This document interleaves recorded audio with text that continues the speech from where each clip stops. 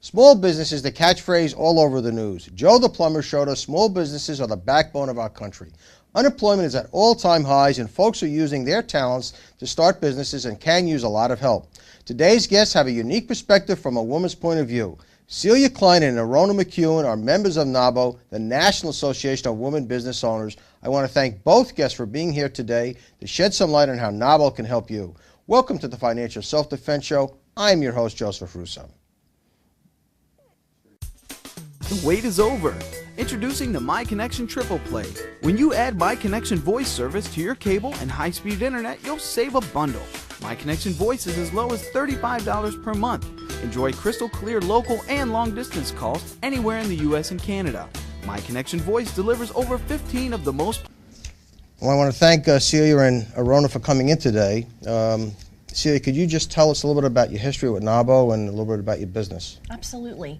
I have been a member of the National Association of Women Business Owners Charlotte chapter for 9 years, and it really has been a fantastic resource. The reason I joined it in the first place had everything to do with the way to differentiate myself in a world, I'm involved in the world of motorsports. So it was a way to say to the corporate world, that is my client, that this is someone who has set herself apart.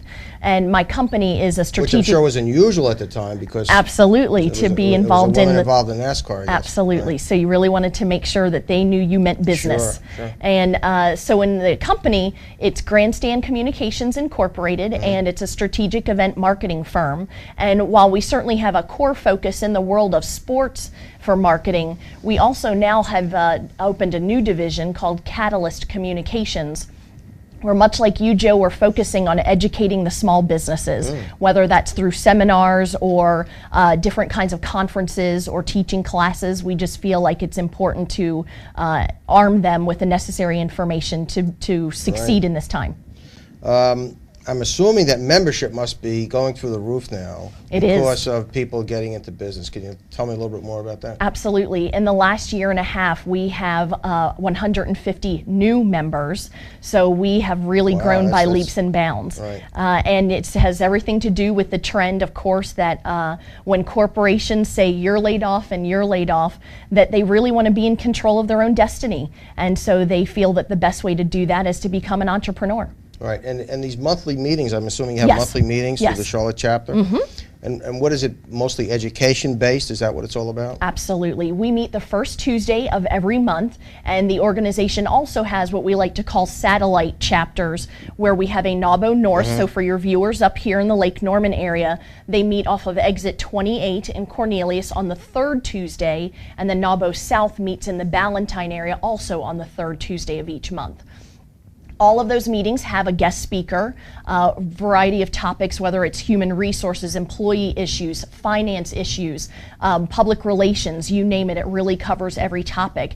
And the goal, again, is to focus on the role of the entrepreneur. You might be a great graphics person, and that's why you started your business, but then all of a sudden it's, yikes, I'm a business owner too. What does that mean? So there's so many other things, you know, your tax payments, your 941, et cetera, that is a completely new world to you, and that's a lot of the way that we educate the members. So basically it's loving what you do, but learning how to operate it as a business. Absolutely. And this is a big problem for a lot of people getting in business. They don't know where to start. Absolutely, especially with this, like we said, this big push that's coming in now to join and becoming an entrepreneur.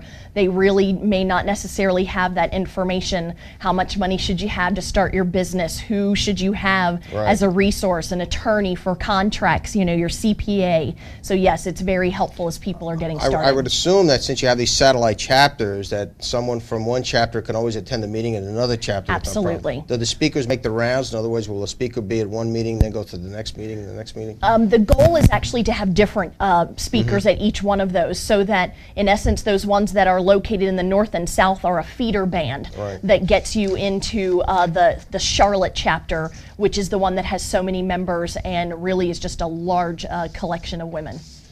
Arouna, tell us about your business and what you provide. We're actually a web design company out of Charlotte. We've been around for almost 12 years. It's clickcom.com. We actually help a lot of small to medium-sized companies get their website set up, do hosting for their website if needed, and as well as search engine optimization. So some of the things that we offer are are based for small businesses, that, startups to one-person operation up to about 50 employees. And what we're trying to do is to help them get themselves online and just to brand their business that way. How has NAWBO helped you in your business? It's a good question. There's so many things that NAWBO has actually helped us with. First of all, it's a great support system for resources. So there's a lot of dynamic women. You can go and just really take on any, opportunity to talk to the women and mentor with them, and they mentor you.